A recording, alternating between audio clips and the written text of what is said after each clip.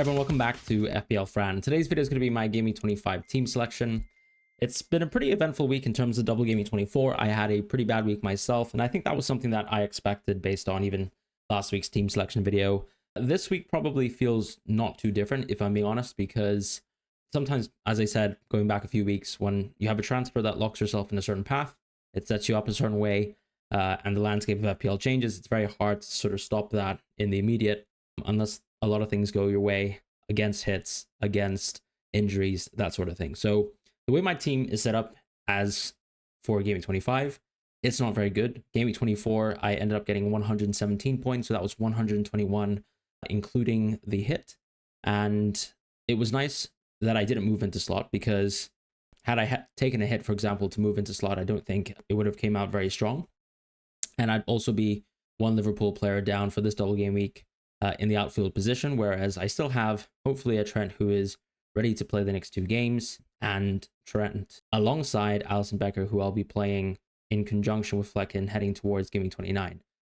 Now, because there's an Aston Villa double, Rodgers is an easy stay on the team, but he's been pretty frustrating as of late. It is nice to see how good the Aston Villa offense looks and how much depth they have, but I think that's also conversely a slight issue for him, even though he's arguably their key player in terms of their attack. As far as, let's say, some of the other transfers, Odegaard to Mbeumo didn't go so well.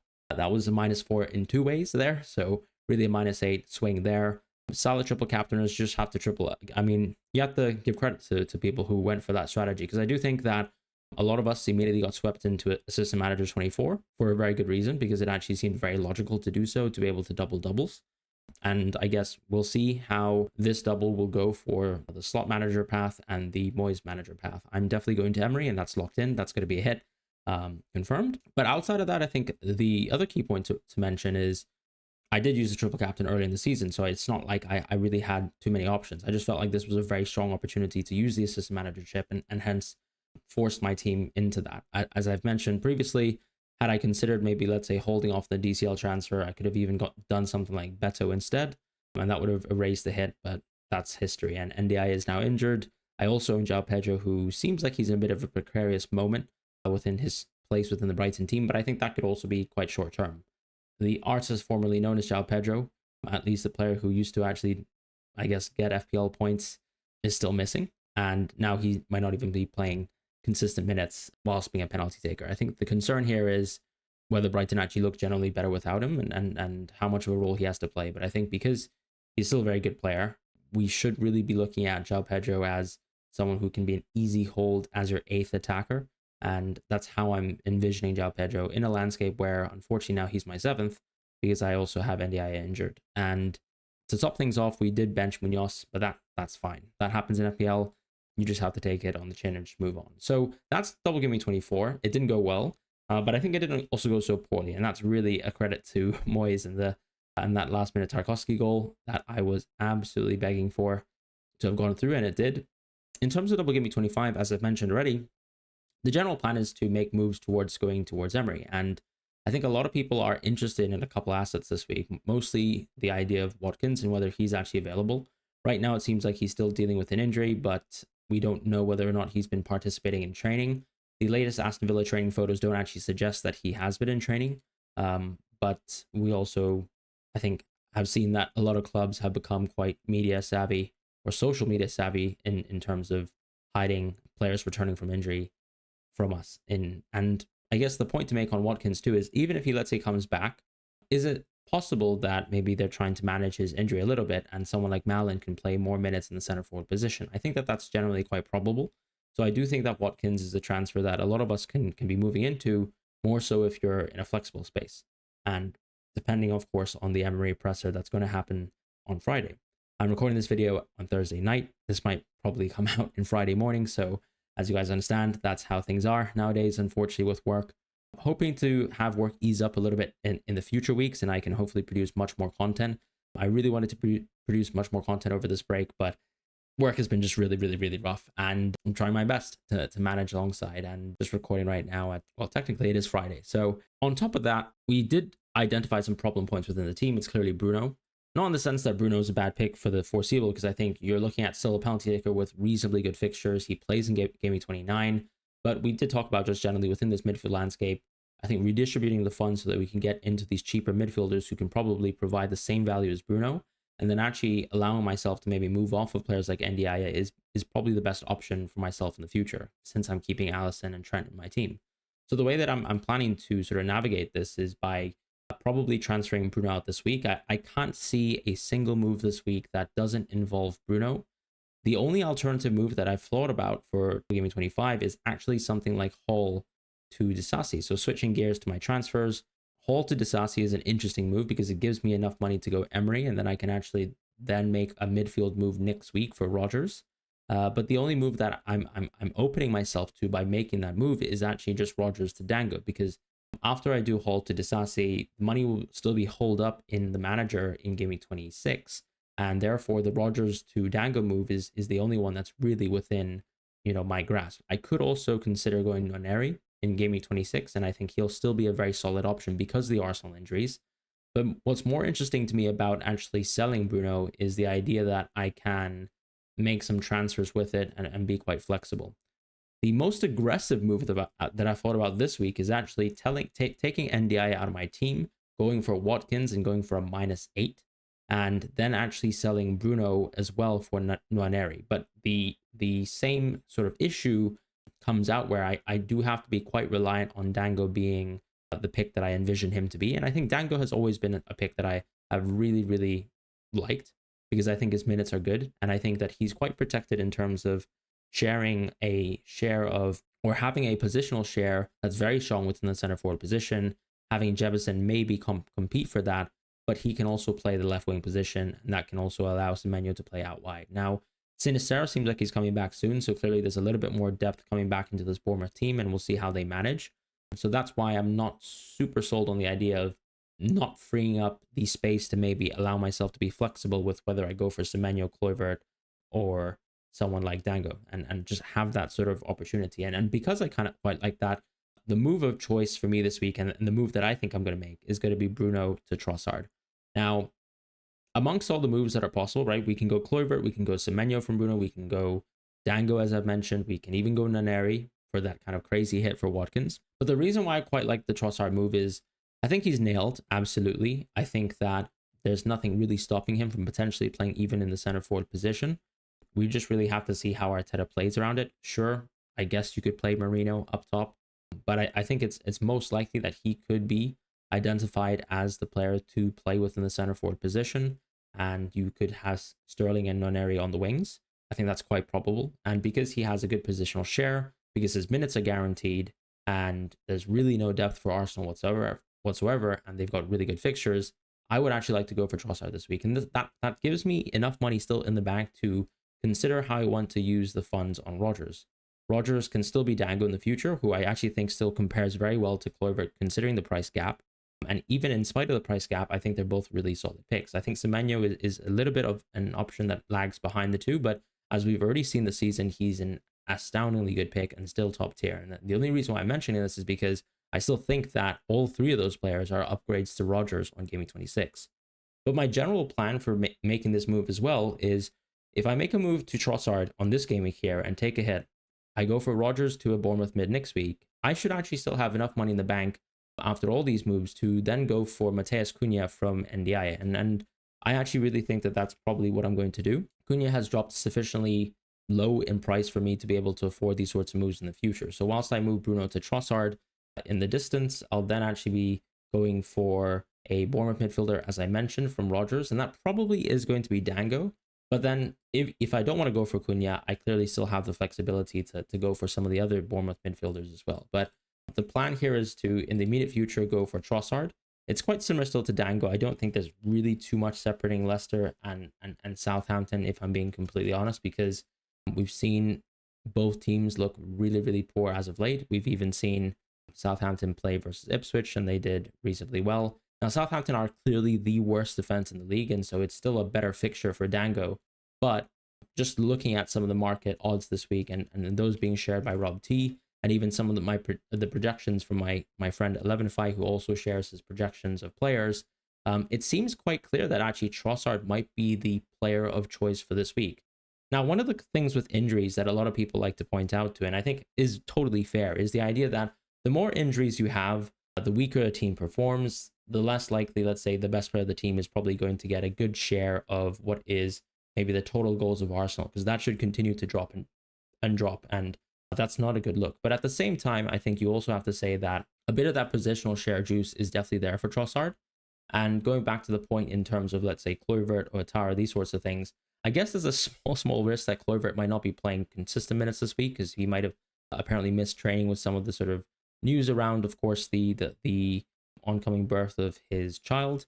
At the same time, when it comes to, let's say, someone like Ouattara, the point to make there is that I think he's a very, very good pick, but then Trossard's also very, very creative as a player. And so whilst I think that Ouattara actually has probably some of the best XGI within the league, Trossard getting that little boost of having better positional share within the center forward position, I think also amplifies him as a pick. So we can't just look purely at historical underlyings this season to suggest that Trossard's probably going to be inferior to some of the Bournemouth mids. I think it's actually very interesting that some of the markets have already reacted to seeing that Trossard has a similar amount of goal share to the likes of Kluivert and the likes of Ouattara. So very interesting sort of information shared. And it's also nice to see how the markets react. I think some people tend to say, of course, markets are sort of overcorrecting, but at the same time, I think you can see that there's been a noticeable shift as well within the expectations for Arsenal offense once again. Those have already dropped, and this is Trossard's estimations as per the market in light of that. So that's why I quite like Trossard, and because he's quite creative as a player as well, I'd like to go for Trossard as my pick for this week. So that's going to be the transfer. Now, what will my team look like? So this team will be a defense of Gabriel, Munoz, Trent, and Alisson Becker. Don't have to talk about the Liverpool players, but in terms of defense, I think it's quite close between Munoz and Castagna. If I've ever said anything this season about Man City, it's that their attack still looks quite solid. So I will be happily benching Hall. If he hauls, then hey, you know what? It's just another week for me. So Munoz is for me the play. Yes, Everton have looked really, really good as of late. And to be quite honest, I think, you can argue that they're a major team in form, but who's to say that Nottingham Forest aren't in form either after coming off of that devastating win versus Brighton? So yeah, the plan is to play Munoz, then I'll play Gabriel. Part of this too is because Munoz also is an extremely attacking player, as we saw within the FA Cup, finally getting his goal, not in the competition that we want, but that's also a plus when you have, I think, close competing clean sheet odds as well, which are also shared by Rob T's projections. So when you look at some of the market projections for this week that he's kind of throwing up, you can see that the clean sheet odds are very, very close between teams like, let's say, Fulham and a team like Crystal Palace. Now, Crystal Palace actually just have purely more clean sheet odds anyways, which is a huge benefit, but I think that can also continue to correct itself in the sense that with Everton playing so well recently, markets can react to that, and you never know, the estimations can be quite close. So that's why the sort of level set here is just the attacking part of Munoz's game, making it quite easy for me to play him. As far as the midfield, shifting over to that, Rodgers is going to be an easy vice captain, Salah the easy captain here. Some people will actually be thinking from a chip strategy perspective, Fran, what do you actually think? And I've been asked the question many times. For some people who didn't use the chip last week, is this the time to use the triple captain? Is this the time to use this as manager? I think if you haven't triple captained already, this is the easiest slam dunk move to go triple captain Salah on Gameweek 25. I don't think there's any question I would have at all in going for him. You really want to double from Salah, take your chance. Liverpool might not double this season. And that's that. So that's going to be the take. As far as, let's say, Salah as well, just ridiculous, astounding. Fair play, as I said, to triple captainers. Did I expect this haul? No. Was it within expectations? Also, probably no. In terms of, yes, of course, is it within expectations that the best player in this game, in its history, in his best season somehow, still, at his age, isn't a logical choice for a double gaming triple captain? Yes, of course, that's the case. But I think that double gaming specifically last week was bad on paper. And to be fair, the underlying stats of Liverpool do bear that out, right? Liverpool have been extremely prolific this season. So has Salah in terms of underlyings. It wasn't particularly good in those two games, but he did score the goals. And that's what this game is about. So well done to triple captainers. I think this week is an even better week provisionally. So enjoy that if you can triple captain. As far as the assistant managership, if you've already used the triple captain, I think that you can actually be quite flexible to this. I don't think this is a particularly good assistant manager window. The idea being that if you are heading towards Gaming 25 here and you haven't used your assistant manager already, I'm assuming that you have triple Liverpool. So you'll be already precluded from slot. Another thing with this AM chip is that I can't really see any way to navigate AM25 without consistently using your transfer every single week, because it doesn't seem like there's any manager that I would really like to own for the next 3 weeks, right? If I look at a team like Liverpool as well, one of the key things that I'm pointing out to is that even Gaming 27 isn't a particularly good fixture. And because they don't have table bonus, you're really just looking for them to actually smash their opposition. It's unlikely that they'll do that versus Newcastle, even though I think they're very, very much favored for that game. So it's really about what the ceiling is here. I don't love AM25, if I'm honest. I think I would much rather find an opportunity later down the line in the season around Game Week 31 or around Game Week 36, given that you'll still have doubles on 36 and you'll have a double as well in that big double game week in Game Week 33. But the big thing about AM31 is that I think the thing that really detracts from it is the idea that we should be bench boosting on 33, because that's the biggest double of the season. And I don't think that's going to change depending on any FA Cup outcomes. I think that's already set in stone to be the case. If you want to sort of find out a little bit more about that, of course, I suggest Ben Crellin to get a little bit of insight there. And I have already sort of explained my thoughts in terms of chip strategy after the outcome of the sort of fixture modifications presented by the Premier League when the Double Gaming 25 was announced last week. So if you're interested in my thoughts there too, have a look at the chip strategy video that I sort of made impromptu as a live stream. So going back to the point in the midfield, Bruno leaves the team. I go for Trossard instead. And I do miss out on a Bournemouth midfielder. In a way, I think that the reason why I like the Trossard move the most is that it gives me a chance to move towards a midfielder that no one is really planning to own. Most people have actually been shifting towards the Bournemouth midfielders. So I can already say that I've lost, unfortunately, a lot of money and a lot of ownership, I suppose, towards the Bournemouth mids. And at this point, I might as well take someone who's a good differential that I think competes well alongside them. And so that's why I'm going for Trossard now. And then I can kind of keep my options quite flexible, because the more money in the bank that I have going forwards, I can make better moves on 26 and onwards, and kind of decide what I want to do with some of the pieces within my team that I'm not very happy with, right? There's players like Ndiaye that need to go. It's very likely that he's out for a while. Very unfortunate that he got injured. At the same time, I think the whole and sole purpose of him within my team was to play in Game Week 29. It now seems quite realistic that he won't make it there, so of course he has to go. And then Palmer is Palmer. As far as the forward line, this is a week where, yes, there's going to be considerations to maybe sell Watkins, or to sell Isak rather, but I think that Isak to Watkins is not a move that I'm going to entertain. I actually quite like the idea, loosely speaking, of wildcard 32, because the idea of keeping Isak within my team is that I can actually keep him for game weeks 30 and 31. What are game weeks 30 and 31? 30 and 31 is Brentford at home and Leicester away for Newcastle, and then I'm probably going to wildcard back into Isak anyways, which means that out of all the players in my team that I hold money over, and I hold a lot of extra money in terms of the, difference between the, let's say, current price and the selling price and the purchase price of players, I have a huge and significant gulf over players like Salah, players like Isak, and even players like Hall to an extent, but I think he's less important in that sense. Same with Rodgers, who I'm also willing to bin off in the future, as I've already mentioned. So in terms of these players who are not going to play in Game Week 29, I think it's most likely that I actually sell Salah, because one of the key players that we'd like to have over that period is going to be Haaland. And if I own Haaland for, let's say, Game Week 30 and 31, then I'm probably also going to bring back Salah right after that. And so with Game Week 32, I get to keep Isak, and that's kind of the plan, right? Maintain him for 30-31. Don't lose too much money in the bank. Sell Salah, probably sell someone like Trent as well, and then kind of manufacture transfers that allow myself to not hemorrhage too much money, generally speaking, whilst maintaining a really strong team for Game Week 29. So one of the issues, I suppose, with my team is that, yes, if I go for, let's say, a move like Trossard in the future, it's very probable that my team is not going to look extremely good for Game Week 29. But I think that's really the case for most people anyways, and I'm not too worried about, what that means really for myself as a manager. Right now, it seems like Game Week 29 is one where I think most people will actually bypass the free hit, because yes, of course, it's super enticing to actually keep a lot of the money stored up within your Newcastle players and also, for example, your Liverpool players. But Game Week 34 is still going to be a little bit tricky to navigate. And who knows, you might even want to actually save up the idea for a free hit 33 to maximize on that double, and then you maybe address your team so that it actually is well built for Game Week 34, depending on the FA Cup outcome. So I think the idea of keeping my options open to free hit a little bit later down the season is now something that I'm quite comfortable with doing.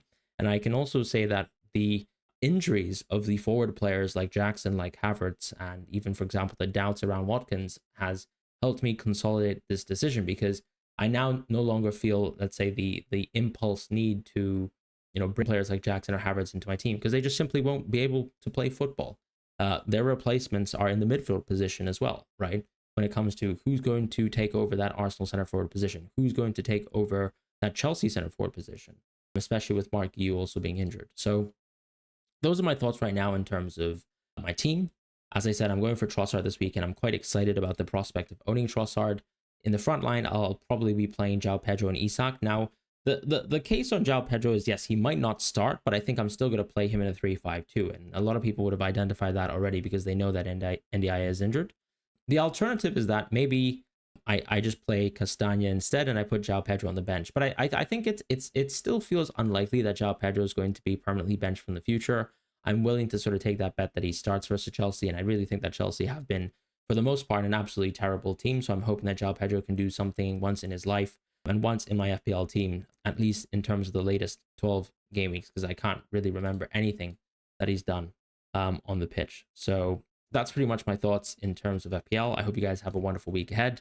Very much like other previous game weeks, please feel free to leave as many comments as possible asking for advice. I will try to take as much time as possible between now and the deadline for Friday evening, which I believe it is a 8 o'clock game. So that should give me time to get some work done. That should get me time to, let's say, between maybe the hours of 6 p.m. and 7 p.m., address as many comments as possible before I live stream. And also during the day, I'll try my best to address as many comments as possible, hopefully over my lunch break. But I hope you guys have a wonderful time. Take care. Please enjoy this game week and enjoy the doubles to come, because there's much more fixture planning, which I don't actually love in terms of the season, but you just have to manage it as an FPL manager and someone who's keen about FPL. But I like the flexibility right now in terms of the choices that we all have in the midfield. We've got 3 Bournemouth midfielders, we've got 2 Arsenal midfielders, even in Nkunku, arguably a game week 1 favorite of the channel. So enjoy, take your pick, and I'll see you guys soon.